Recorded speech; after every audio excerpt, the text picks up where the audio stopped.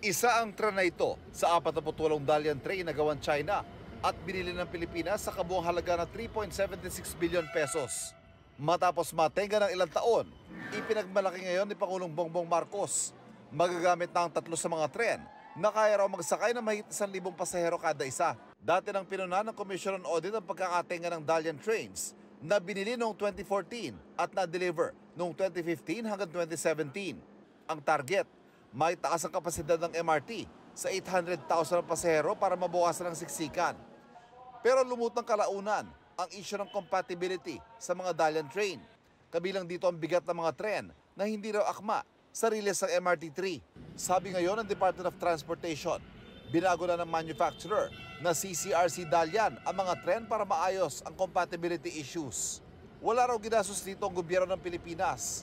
Inilunsad ang Dalian trains kasabay ng pagsisimula ng 50% discount para sa senior citizens at persons with disability sa MRT-3, gayon din sa LRT-1 at LRT-2. Ayon sa DOTR, pinag-aaralan ng pagbibigay ng diskwento sa iba pang uri ng transportasyon sa buong bansa.